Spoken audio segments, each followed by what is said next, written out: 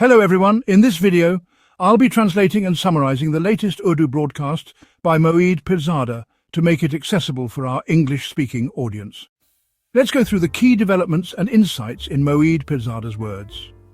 I am returning to this YouTube channel after a day, and there have been many interesting developments in the past 24 hours relating to Pakistan, the United States, the Middle East, and India.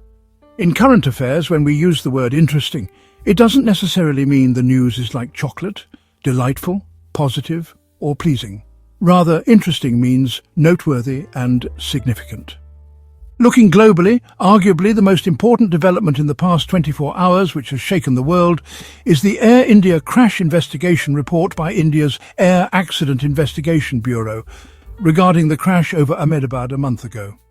This report has jolted global aviation authorities and the airline industry. The headlines themselves give a sense of the gravity.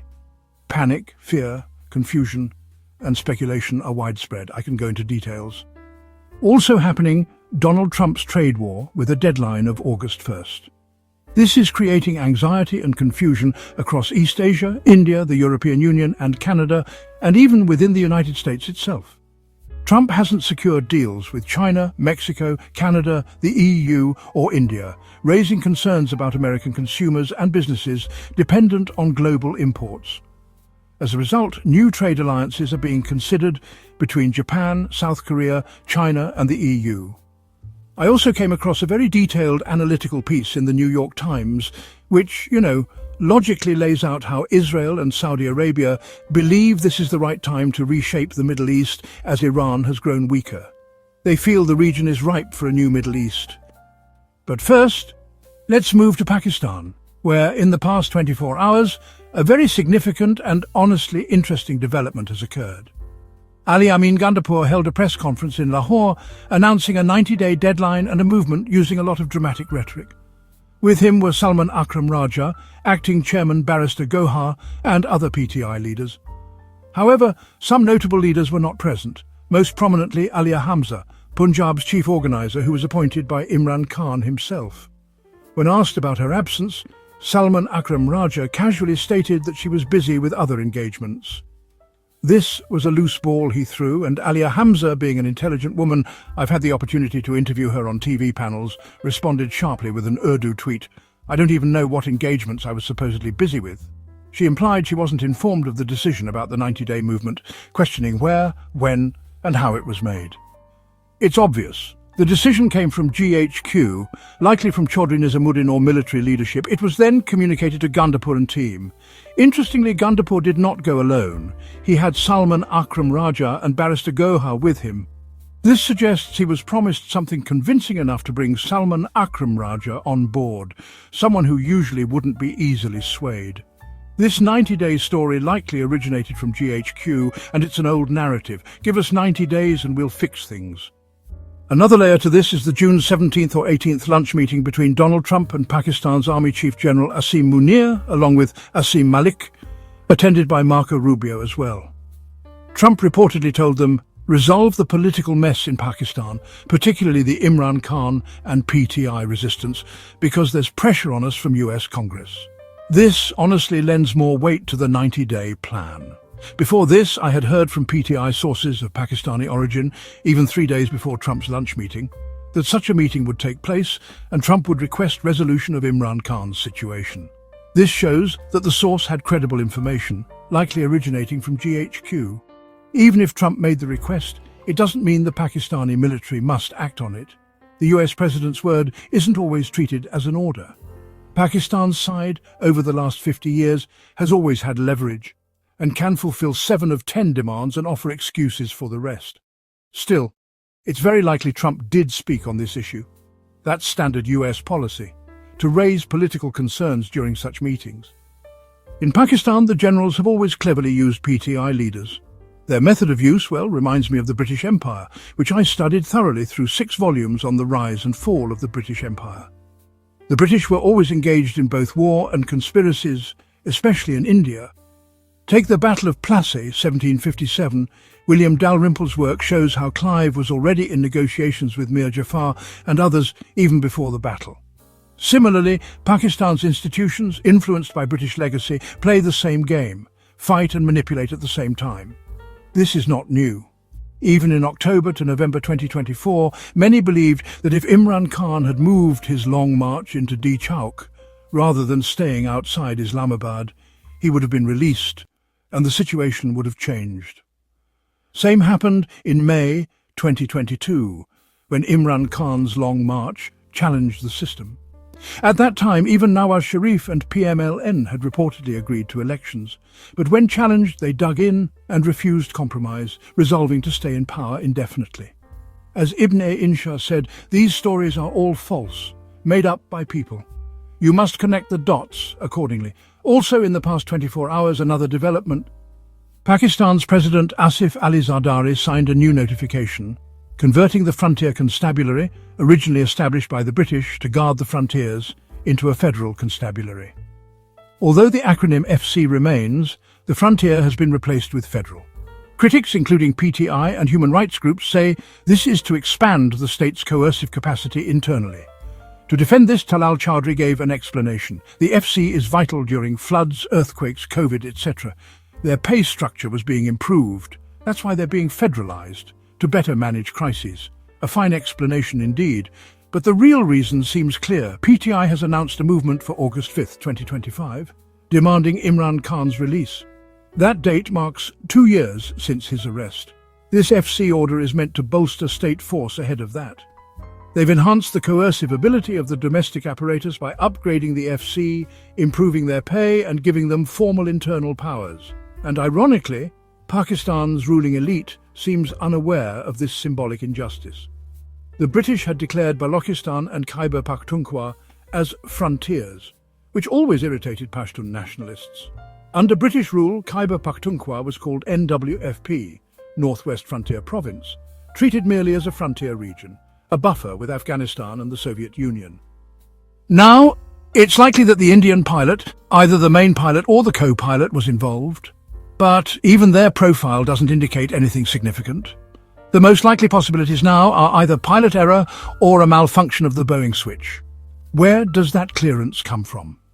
Because the Federal Aviation Administration, the largest authority of its kind in the world based in the United States, had already notified airlines worldwide in 2018 that the switches on the Boeing 787s and possibly even 737s could turn off on their own. They hinted at this and said scrutiny was needed, but they didn't make it mandatory.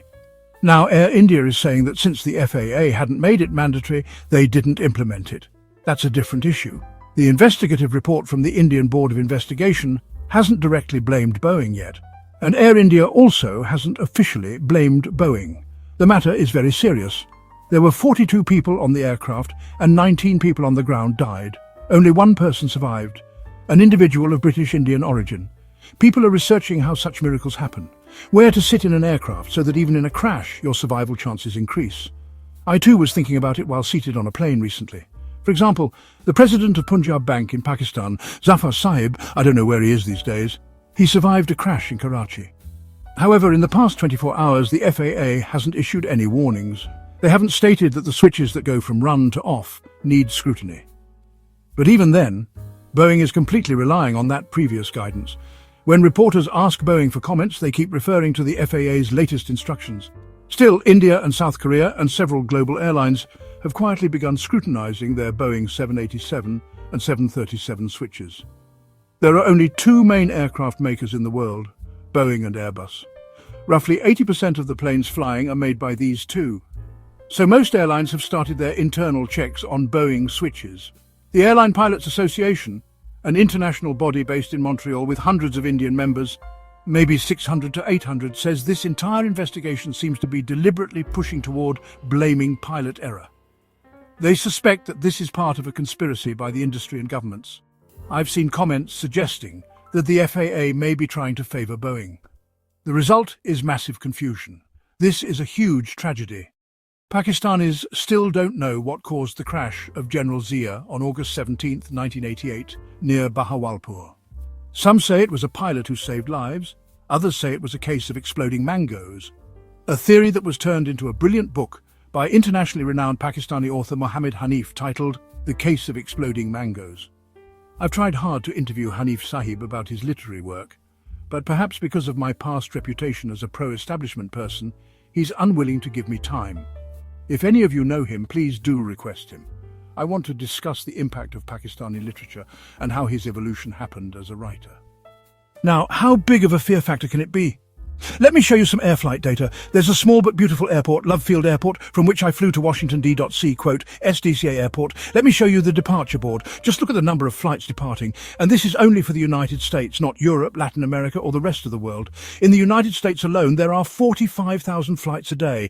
At any given moment, while you or I are flying, about 5,000 planes are in the air over US airspace, most of them Boeing.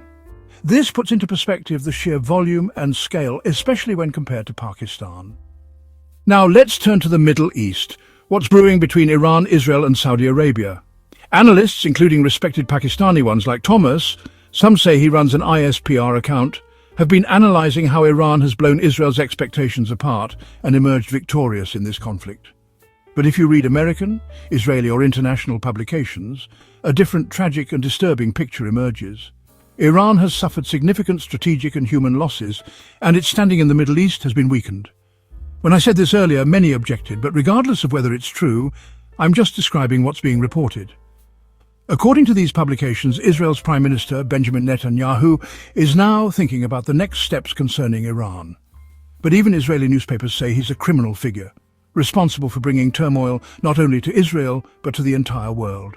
If you read Haaretz, a left-leaning Israeli paper, you'll see how dangerous they consider him to be. Anyway, according to a detailed report I read while on the plane yesterday, published in the New York Times, the central piece in this entire geopolitical chessboard was Syria, or Sham. In December 2024, Bashar al-Assad's regime fell due to coordinated efforts by Israeli, American and Turkish interests. This move, largely orchestrated by Israel, left Iran isolated in the region. Iran's ability to coordinate its axis of resistance operations was heavily dependent on Syrian geography. With that gone, Iran's strategic position weakened significantly. After Israel degraded Hezbollah and the developments with Hamas, Iran now stands largely alone. Now Israel, led by Netanyahu, and Saudi Arabia, led by MBS, are looking to define and design a new Middle East. I can show you detailed articles on this, very convincing pieces. But the problem is, it's not that simple. There are obstacles. One of the key hurdles is the United States President Donald Trump. He has two main strategic goals right now. He wants a ceasefire in Gaza so he can push forward the Abraham Accords. The Saudis, Emiratis and Qataris are all saying publicly they want a two-state solution, but essentially they just want an immediate ceasefire so they can move ahead with normalization. Trump wants a deal with Iran, similar to the 2015 nuclear deal, so he can win the Nobel Peace Prize. He wants Iran to agree not to pursue nuclear weapons and to rejoin the international economic order. Iran, in return, is saying it's open to talks, but wants a guarantee that neither Israel nor the United States will attack it again. Iran's president recently gave an interview, reiterating that they follow Imam Khomeini's fatwa against nuclear weapons. Now here's where confusion lies.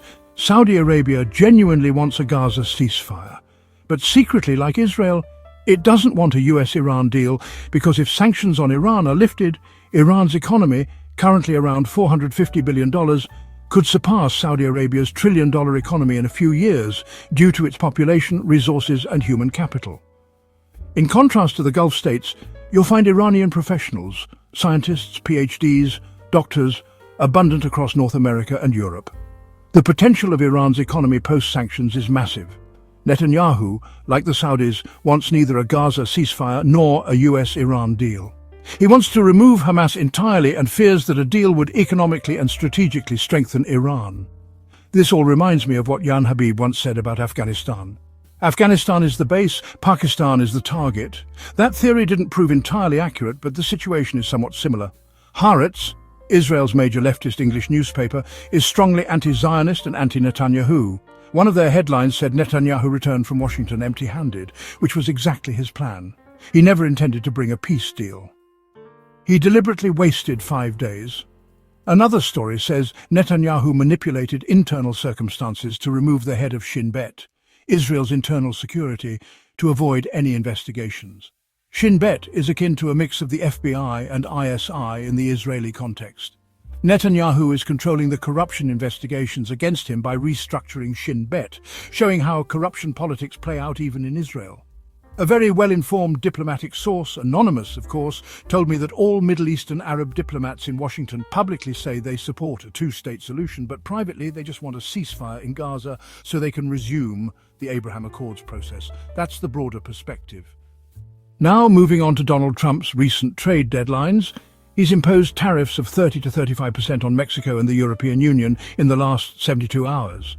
This has created immense uncertainty and, well, confusion in Europe, East Asia, Japan, South Korea, China, and even within the United States and Canada.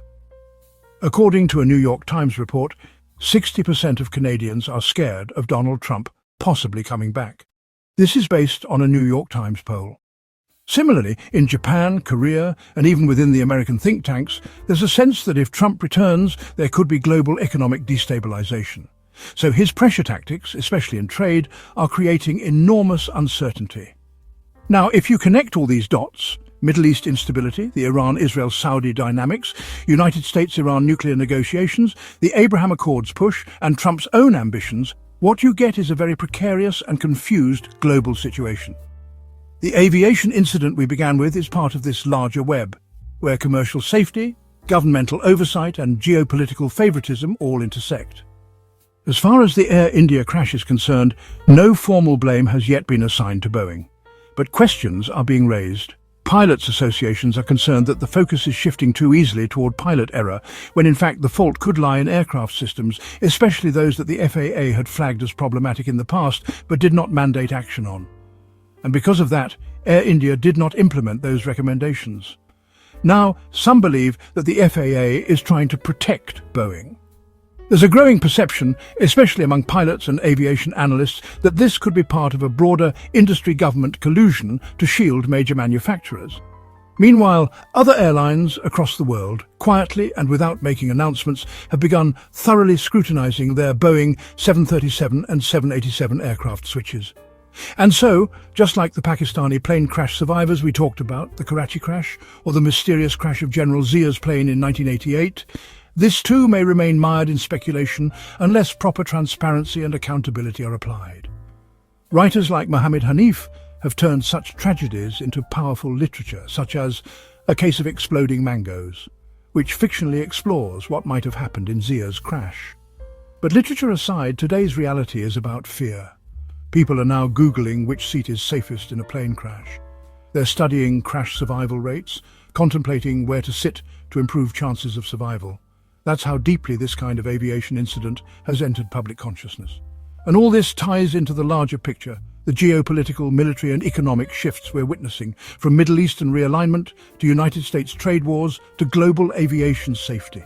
There's fear, there's confusion, and above all, there's a sense that the systems meant to protect us, whether in the air, on the ground or in politics, are increasingly being manipulated for other interests.